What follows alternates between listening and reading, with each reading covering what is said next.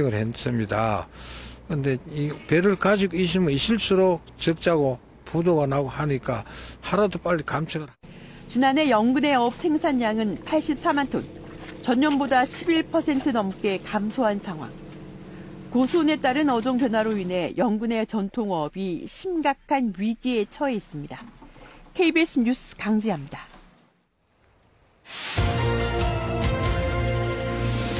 이 시각 주요 뉴스입니다. 여야가 국민연금 보험료율을 13%로 하고 또 소득대체율은 43%로 인상하는 등의 국민연금 개혁안에 최종 합의했습니다. 18년 만의 개정으로 여야는 연금개혁 특별위원회를 설치하기로 했습니다.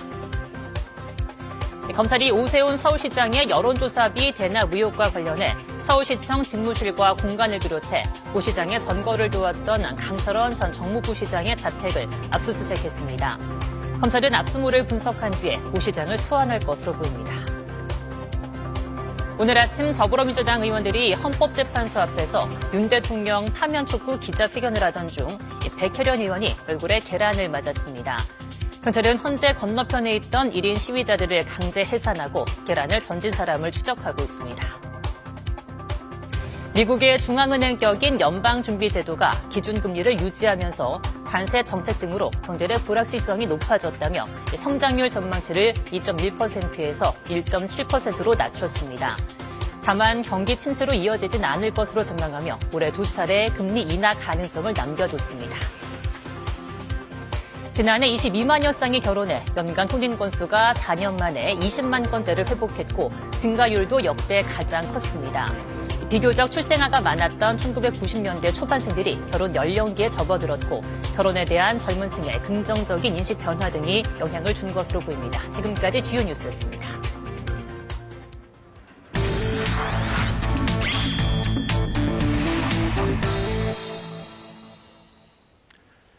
헌법재판소가 윤석열 대통령에 대한 탄핵 심판 선고를 앞두고 평의를 이어가고 있습니다. 어떤 결론들이 나올지, 그 효과는 어떨지 백인성 법조 전문 기자와 함께 알아보도록 하겠습니다. 어서 오세요. 대통령 탄핵 선고 시점. 이전부터 계속 예측은 분분한데 도대체 언제 나오는 겁니까? 이번 달 말, 이것도 가능한 겁니까? 일단 언제든지 결론이 나올 수 있는 것이죠. 네. 당장 내일도 결론이 나올 수 있는 겁니다. 일단 전례를 보면 헌법재판소가 그 기존의 탄핵 심판 선고를 할 때는 이틀이나 3일 전에 통보를 합니다. 왜냐하면 네. 당사자의 참석권을 보장하고 또 주변의 경호 대비 이런 것도 있기 때문인데요. 지금 이 시간까지 통지를 하지 않았습니다. 이 때문에 선고가 다음 주로 넘어갈 거란 예상이 나오고 있는데요. 어쨌든 이 사건은 대통령 탄핵 심판 사건들 중에 최장 시간 평일을 기록을 하게 됐습니다. 2004년에 노무현 전 대통령의 경우에는요. 변론 종결일부터 선고까지 14일이 걸렸고 박근혜 전 대통령 탄핵 심판 사건에서는 11일이 지난 3월 10일에 파면 결정이 나왔습니다. 탄핵 소추일부터 계산해도 심리가 가장 긴 사건으로 기록될 것 같은데요. 노 전 대통령 사건은 소추일로부터 63일, 박 전 대통령은 91일인데 이번 사건의 경우에는 지난해 12월 14일에 접수가 됐기 때문에 이미 박 전 대통령의 기록을 넘긴 상태입니다. 사실 어떻게 보면은 국민 모두가 이 탄핵 선고가 언제 내려지는 거냐 이런 부분 굉장히 관심을 많이 갖고 있는데 어떻습니까? 평의야 당연히 비공개로 진행되기 때문에 우리가 외부에서 알 수는 없는데 어떻게 날짜 예측이 좀 가능한 부분이 있습니까? 사실 이 평의에서 선고가 결정이 되기 때문에 일자는 아무도 모른다라고 보는 게 정확합니다. 네. 재판관들의 의견이 모아지지 않았다. 여러 의견이 나옵니다만은 외부에서 정확한 이유를 알기는 어려운 상황이고요. 다만 윤 대통령과 쟁점이 일부 연결된 한덕수 국무총리 탄핵 심판 사건이 있는데 이 사건을 같이 선고할 가능성이 제기가 됩니다.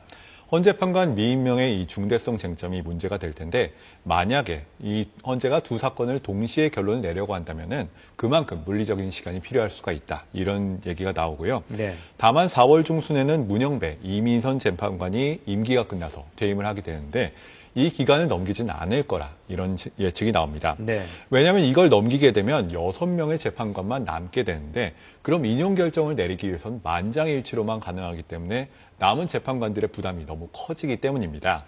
대통령 권한대행이 추가로 헌법재판관을 임명하려고 한다고 해도 청문회라든지 이런 선출 절차를 또 거쳐야 되고, 그리고 사실상 변론 갱신 절차도 남아있기 때문에 몇 달은 더 늦어질 수가 있기 때문에 이런 일이 없기 위해서 그 이전에는 선고가 가능하다는 것이죠. 자, 지금은 이제 어떻게 보면 언제 선고가 내려지느냐에 집중해가지고 모든 관심이 여기에 쏠렸었는데, 우선 다시 한번 되짚어 볼까요? 우리 윤석열 대통령과 관련돼서 이 헌법재판소에서 지금 쟁점으로 있었던 것이 무엇인지 정리 한번 다시 부탁드리겠습니다. 네, 이 사건의 쟁점은요, 윤석열 대통령이 직무집행, 그러니까 비상계엄 선포 과정에서 헌법과 법률을 위반했는지, 그리고 위반했다면 그 위반의 정도가 대통령의 파면을 정당화할 정도로 중대한지입니다. 네. 구체적인 쟁점을 살펴보면요, 비상계엄 선포와 포고령의 위헌성, 그리고 국회와 선관위에 대한 군경 투입, 정치인과 법조인 체포 지시 여부 등이고요. 비상계엄 선포의 경우에는 선포 시점에 비상사태였는지, 또 총리를 통한 건의나 국무회의 심의, 부서 등 절차적 요건을 갖췄는지, 그리고 국회와 선관위 관련해서는 영장주의 위배 이런 게 문제가 될 것이고, 정치인과 법조인 체포 지시 등은 사실관계 자체가 다퉈지는 상황입니다. 법 위반 행위의 중대성이나 그 대통령의 헌법 수호 의지가 있는지도 결정문에 담겨야 될 것이고요. 네. 6명 이상이 인용 의견을 내면 윤 대통령이 파면이 되고, 인용 의견이 5명 이하면 직무에 복귀하게 됩니다. 자, 그렇다면 이제 재판 당사자들의 입장을 하나씩 살펴보겠습니다. 우선 윤석열 대통령 측은 기각, 각하, 이런 것을 주장하는 것으로 지금 알려지고 있는데 어떻습니까? 기각과 각하, 차이가 있습니까? 양쪽 모두 윤 대통령이 즉시 직무에 복귀한다는 점에서는 차이가 없습니다. 네. 다만 각하 결정의 경우에는 탄핵 사유의 위헌, 위법 여부에 대한 결정, 그러니까 본안 판단을 내지 않고 심리를 종료하는 결정입니다. 본안 판단에 가지 말자, 이런 재판관이 4명 이상일 경우에는 각하 결정이 나오게 되는데요. 탄핵 심판에 이익이 없다거나 아니면 절차적 요건을 갖추지 못한 경우 등 이 절차 등의 문제가 있을 경우에 나오는 결정인데, 방금 말씀드린 것처럼 탄핵 사유 자체를 판단을 하지 않는 결정이기 때문에 네. 따라서 동일한 사유, 그러니까 비상계엄 선포를 통해서 이 이유로 다시 소추할 수가 있다. 이 점이 기각과 가장 큰 차이점입니다. 그렇다면 지금 기각 결정이 난다면 계엄을 이유로 다시 탄핵하는 게 불가능하다, 이런 건가요? 그렇습니다. 기각 결정은 방금 말씀드린 것처럼 이 탄핵 심판의 청구 자체는 적법한데 탄핵의 이유가 있느냐, 이런 부분을 살펴봤지만 파면하지는 않겠다는 결정이 내려지는 것이거든요. 탄핵 사유에 대해서 당부 판단이 내려진 것이기 때문에 기판력이 발생을 하고, 네. 동일한 사유로는 다시 탄핵 소추를 할 수가 없게 됩니다. 주로 직무행위에서 위헌이나 위법성이 인정되지 않거나, 혹은 이 위법이 인정되지만 법 위반의 정도가 경미해서 파면할 정도는 아니다, 이런 결론이 나오는 겁니다. 네, 그렇군요. 이번엔 국회 소추단 측의 입장 한번 살펴보겠습니다. 일단 당장 국회 소추단은 탄핵 인용을 당연히 주장하고 있는데 어떻습니까? 인용 결정이 난다면 파면 이외에 또 다른 효과가 발생하나요? 이 보수적인 효과가 있는데요. 일단 탄핵 심판에서 아까 말씀드린 것처럼 6명 이상의 재판관이 인용 결정을 내리면은 그 즉시 파면이 됩니다. 네. 단심제라서 별도의 이의 절차나 상소 제기가 없고, 그리고 결정이 선고되는 순간 바로 확정이 되는 것이죠. 아울러 헌법재판소법이 정하고 있는 게 탄핵으로 파면된 사람은 선고일로부터 5년간 공무담임권을 제한하고 있기 때문에요. 선거직과 임명직을 불문하고 모든 종류의 공직 취임이 5년간 금지가 되는 겁니다. 네. 이건 별도의 집행행위 없이 선고와 동시에 이 같은 효과가 발생하게 됩니다. 네, 알겠습니다. 오늘 여기까지 듣도록 하겠습니다. 지금까지 백인성 법조 전문 기자와 함께했습니다. 고맙습니다. 네, 때 아닌 3월 폭설로 강원 영동 산지에는 한결같은 설경이 펼쳐지고 있습니다. 하지만 이렇게 갑자기 눈이 많이 내린 경우에는 곳곳에 눈사태 위험이 도사리고 있어 주의도 필요합니다. 정면국 기자입니다. 기암 괴석과 어우러진 눈이 산수화를 펼쳐놓은 듯 장관을 연출합니다.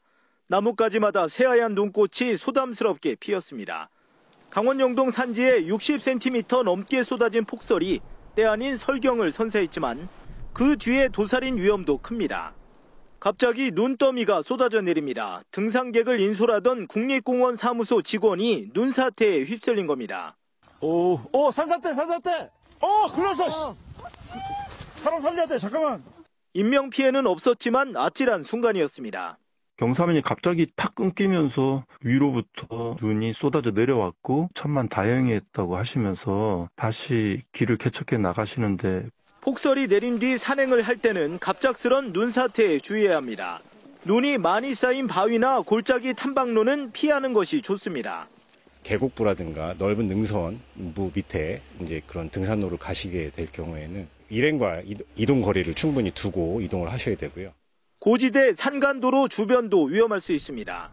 더욱이 이렇게 경사가 급한 절개지의 경우 쌓인 눈이 한꺼번에 흘러내릴 수 있기 때문에 더욱 주의해야 합니다. 앞서 2014년 미시령과 한계령에선 도로 경사면에서 눈 사태가 잇따라 차량들이 최대 13시간 넘게 고립되기도 했습니다. KBS 뉴스 정면구입니다. 포천에서 공군 전투기 오폭 사고가 난 지 2주가 지나고 있습니다.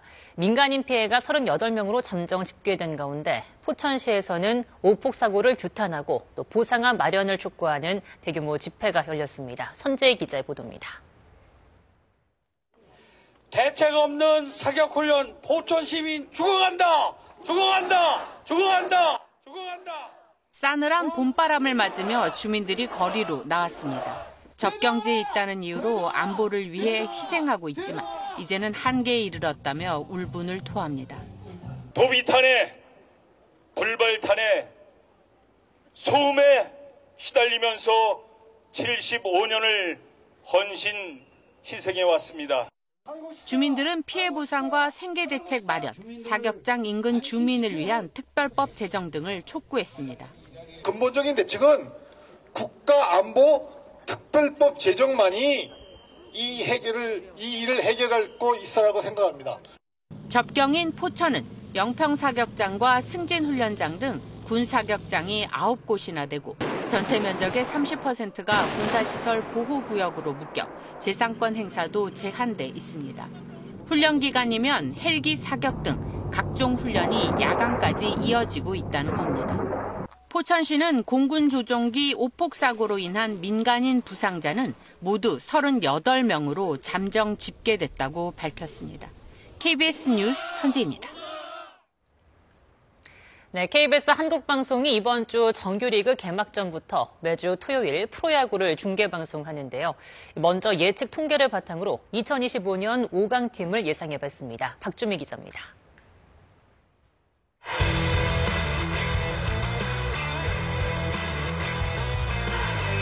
대체 선수 대비 승리 기여도를 말하는 WAR 총합으로 5강을 예측해봤습니다.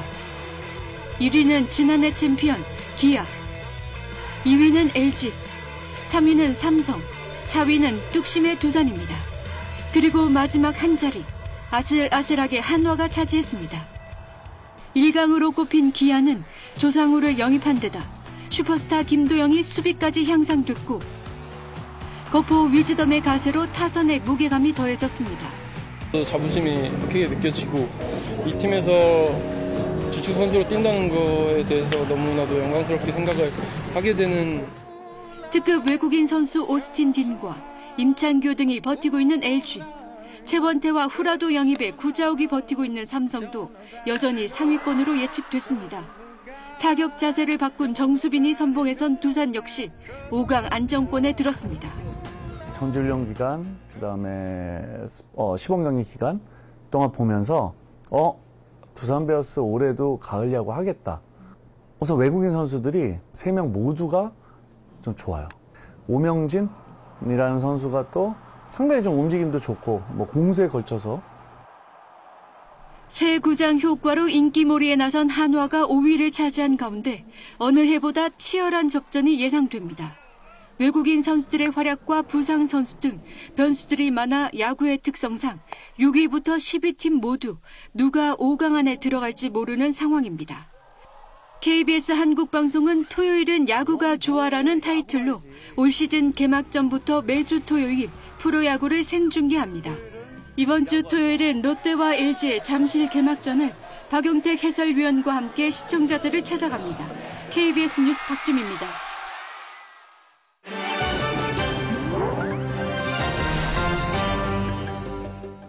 함께 갈 사람이 없거나 혼자 가기 힘든 곳을 다른 사람과 함께 가는 1인 단체 관광 상품이 인기라고 합니다.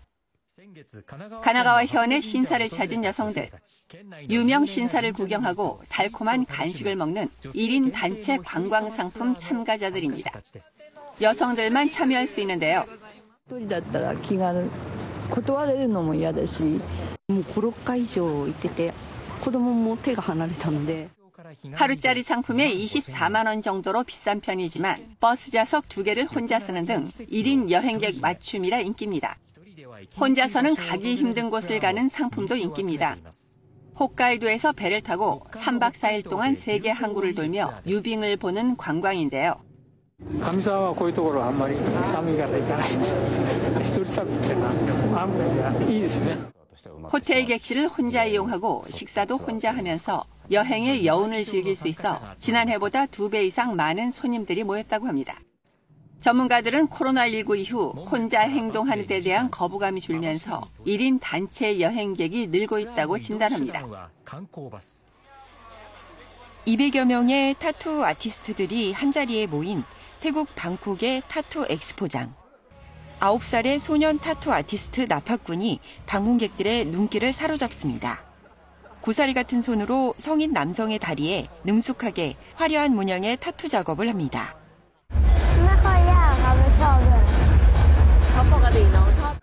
타투는 태국에서 수세기 전부터 이어져 온 전통으로 나팍군의 아버지는 게임 중독을 막기 위해 아들에게 타투 예술을 소개했다고 하는데요.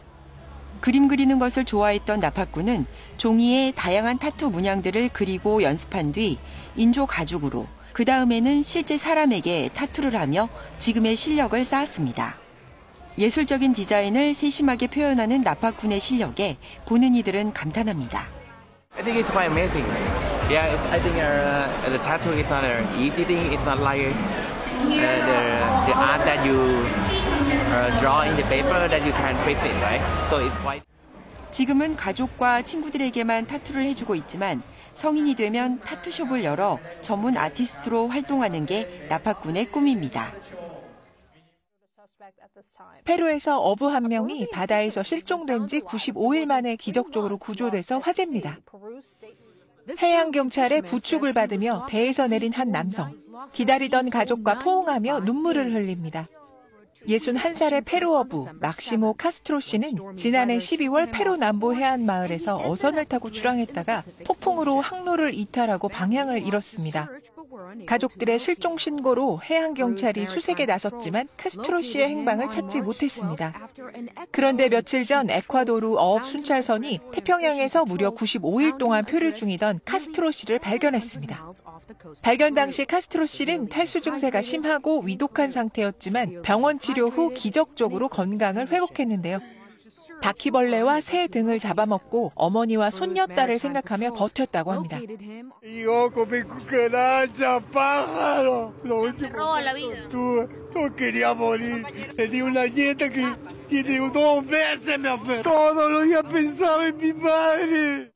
그립던 가족품으로 돌아간 카스트로 씨는 신이 자신에게 두 번째 삶의 기회를 주셨다는 말로 생존에 대한 감사의 마음을 전했습니다. 중국 산둥성에는 라이브 방송에서 영어로 사과를 판매하는 한 여성 농민이 화제입니다. 유창한 영어로 사과를 판매하는 과수 농민 리샤오샤 씨. An apple a day keeps the doctor away. I'm a fruit grower in Zhaoyuan, Yantai. 영어교사 출신인 리샤오샤 씨는 지난해 퇴직 후 과수원을 하는 아들을 돕기 시작했습니다. 사과는 풍작이었지만 판로를 찾지 못해 애를 먹다가 주변 권유로 이커머스에 진출했습니다. 라이브 방송을 통해 영어로 사과를 팔기 시작했는데 첫 영상 조회수가 1,200만 회가 넘으며 화제가 됐고 하루 만에 사과 500상자가 팔렸습니다. 사과가 잘 팔리자 지금은 이웃 농가의 농산물도 소개하고 있는데요. 아들이 도입한 신형 농법을 배우고 판매 방송 준비를 하느라 눈코 뜰 새 없다는 리 씨. 요즘은 인생 조언도 곁들이기 시작했습니다. 자신의 말 한마디로 긍정적인 에너지를 얻는다면 단 한 명이 보더라도 의미가 있다며 앞으로도 라이브 방송을 계속할 생각이라고 말합니다. KBS 올드뉴스입니다. 이어서 오늘의 주식시황 KB증권 연결해 알아보겠습니다. KB증권입니다. 국내 증시 혼조세입니다. 20포인트 넘게 상승했던 코스피는 오름폭을 줄이는 등 변동성 보이고 있고 코스닥은 하락 반전했습니다. 트럼프 대통령의 관세 정책 불확실성에도 연준이 기존 통화 정책 전망을 유지하며 간밤 미국 증시는 상승했습니다. 만장일치로 금리가 동결된 가운데 올해 경제 성장률은 1.7%로 낮췄고 인플레이션 전망은 2.7%로 상향 조정했는데요. 제롬 파월 의장은 관세 인플레이션이 일시적인 것으로 판명된다면 간과하는 게 적절할 것이라며 우려를 완화시켰습니다. 한편 미국 10년물 국채금리는 소폭 하락했고 유가는 중동의 지정학적 긴장감이 되살아나며 상승했습니다.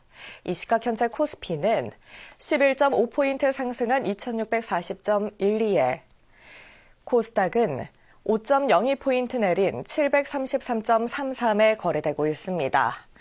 업종별 흐름 살펴보면 전기전자 업종 강세가 뚜렷합니다. 코스피 시장에서 외국인과 기관은 순매수를, 개인은 팔고 있습니다. 삼성전자와 SK하이닉스 상승을, CJ 프레시웨이를 비롯한 식품주, 포스코홀딩스와 삼성 SDI 강세입니다. 반면 한화오션과 한화에어로스페이스 등 조선주와 방산주 부진한 흐름 속에 두산에너빌리티와 LS일렉트릭, 한국가스공사 약세입니다. 코스닥 시장에서는 알테오젠과 코오롱티슈진 하락을, 오늘 상장한 한텍과 TXR 로보틱스 강세입니다. 미국 증시에서 다우지수는 41,964.63에 나스닥은 17,750.79에 마감됐습니다. 현재 아시아 시장 중국 증시는 하락 중이고 일본 증시는 휴장입니다. 이 시각 현재 달러화에 대한 원화 환율은 1,459원 90전에 거래되고 있습니다. 지금까지 KB증권이었습니다. 절기 춘분인 오늘 꽃샘추위가 물러가고 따스한 봄바람이 불어와 포근하겠습니다. 오늘 서울의 낮 기온이 14도까지 오르겠고 기온은 점점 더 오르겠습니다. 내일 과모레는 서울의 낮 기온이 18도, 일요일에는 21도까지 오르며 봄 기온이 완연해지겠습니다. 다만 온화한 서풍을 타고 점차 국외 미세먼지가 유입되겠습니다. 오늘 중부지방과 호남, 대구는 종일 초미세먼지 농도 나쁨 수준을 보이겠고 그 밖에 동쪽 지역도 밤부터 먼지 농도가 높아지겠습니다. 현재 강풍특보가 내려진 강원 영동과 경북 동해안에서는 순간풍속 초속 20m 이상의 돌풍이 부는 곳이 있겠고 그 밖의 지역에서도 바람이 강하게 불겠습니다. 또 울산과 일부 경남 지방에는 건조주의보가 발효 중인 만큼 불조심하셔야겠습니다. 오늘 낮 기온 살펴보면 대전이 16도, 광주 17도까지 올라서 어제보다 3도에서 9도 정도 높겠습니다. 바다의 물결은 동해 먼바다에서 최고 3.5m로 비교적 높게 일겠습니다. 당분간 대체로 맑은 날씨가 이어지겠지만 다음 주 초까지 미세먼지가 머물겠습니다. 지금까지 날씨 전해드렸습니다. 뉴스를 마칩니다. 시청해주신 여러분 고맙습니다.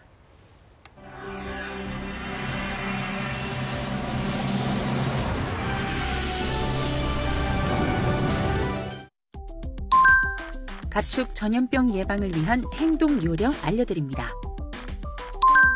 등산이나 야외 활동 시 먹다 남은 음식을 함부로 버리거나 야생동물에게 주지 않도록 주의해 주세요. 야생동물 폐사체 발견 시 가까운 시군의 환경부서나 국립환경과학원에 신고하세요. 구제역, 고병원성 AI, 아프리카 돼지열병 등 가축 전염병 발생국을 확인하고 해당 국가에 대한 여행을 자제하세요. 해외에서 구입한 축산물을 휴대하거나 국제 우편을 통해 반입하지 않도록 주의하세요. 가축 전염병 발생국에서 귀국 시 공항 내 검역기관에 신고하고 귀국 후 5일 동안은 축산시설 출입을 자제하세요. 가축 전염병 모두 함께 예방할 수 있습니다.